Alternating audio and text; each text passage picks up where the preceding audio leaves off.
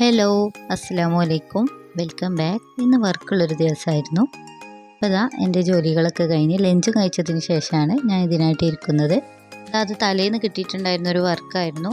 അപ്പോൾ എത്ര റിസ്ക് എടുത്തിട്ടാണെങ്കിലും അത് എനിക്കിഷ്ടപ്പെട്ട ഒരു ജോലി ആയതുകൊണ്ട് തന്നെ ഞാൻ നോ പറയാറില്ല. ഇത് മോൻ്റെ ക്ലാസ്സിലെ കുട്ടികൾ തന്നിട്ടുണ്ടായിരുന്ന വർക്കാണ്. അവർ ടീച്ചറിന് കൊടുക്കാൻ വേണ്ടിയിട്ട് 2 ഫ്രെയിമും അതുപോലെ അവൻ്റെ ഫ്രണ്ട്സ് തന്നിട്ടുണ്ടായിരുന്ന 2 റെസിൻ കീച്ചേൻ്റെ ഓർഡേഴ്സ് ഉണ്ടായിരുന്നു.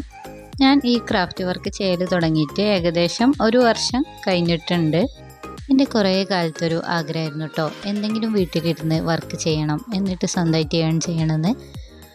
നമ്മൾ സ്വന്തമായിട്ട് വർക്ക് ചെയ്ത് അത് ഇന്ന് ഏൺ കിട്ടുമ്പോൾ അത് നമുക്ക് എന്തെന്നില്ലാത്തൊരു സന്തോഷം തന്നെ ആയിരിക്കുമല്ലേ. അത് നമ്മുടെ ഹസ്ബൻഡ് തരാനിട്ടോ അങ്ങനെയൊന്നുമല്ല കേട്ടോ. ഞാൻ ഈ ക്രാഫ്റ്റിൽ എത്തിച്ചേരാൻ കാരണം ഒട്ടും പ്രതീക്ഷിക്കാതെ എത്തിയതാട്ടെ ഈ ഒരു മേഖലയിൽ. മക്കൾ ടീച്ചർക്ക് ഗിഫ്റ്റ് കൊടുക്കാൻ വേണ്ടിയിട്ട് ഇൻസ്റ്റാ പേജിൽ ഒരു ഫ്രെയിമിൻ്റെ റേറ്റ് ചോദിച്ചിട്ടുണ്ടായിരുന്നു. അപ്പോൾ ഞാനിങ്ങനെ ചിന്തിച്ചു, ഇതെന്തുകൊണ്ട് എനിക്ക് ഉണ്ടാക്കി നോക്കിക്കൂടാ. ആ ഒരു തോട്ട് വന്നപ്പോൾ അങ്ങനെ ഞാൻ യൂട്യൂബിൽ ഒരുപാട് സെർച്ച് ചെയ്യാൻ തുടങ്ങി. എന്നിട്ടൊരു ഫ്രെയിം റെഡിയാക്കി നോക്കി, എന്നിട്ട് പ്രിൻ്റൊക്കെ എടുത്ത് കൊണ്ടുവന്നു. അപ്പോൾ കുഴപ്പമില്ല എന്ന് തോന്നിട്ടോ.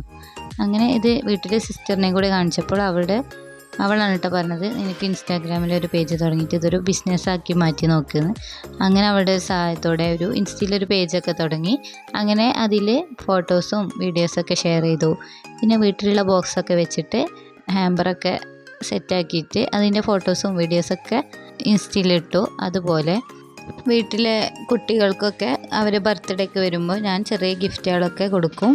അതിൻ്റെ ഫോട്ടോസും വീഡിയോസും ഷെയർ ചെയ്യും. അങ്ങനെയൊക്കെ അതൊക്കെ കണ്ടിട്ട് ഓരോരോ വർക്കുകൾ ഇങ്ങനെ വരാൻ തുടങ്ങി.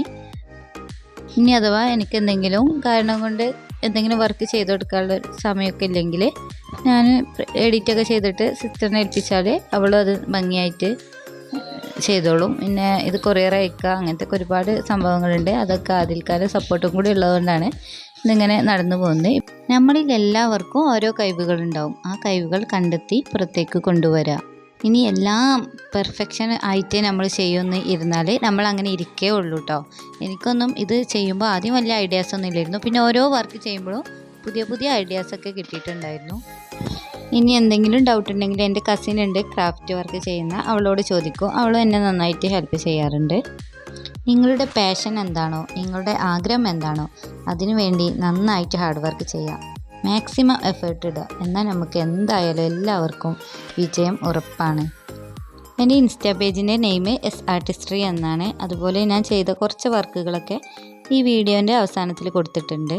അപ്പോൾ ഇന്നത്തെ വീഡിയോ ഇത്രയൊക്കെ ഉള്ളൂ കേട്ടോ. അപ്പോൾ എന്നും പറയുന്ന പോലെ എൻ്റെ വീഡിയോ ഇഷ്ടമാണെങ്കിൽ ലൈക്ക് ചെയ്യാനും സബ്സ്ക്രൈബ് ചെയ്യാനൊന്നും മറക്കരുത്. ഓക്കെ.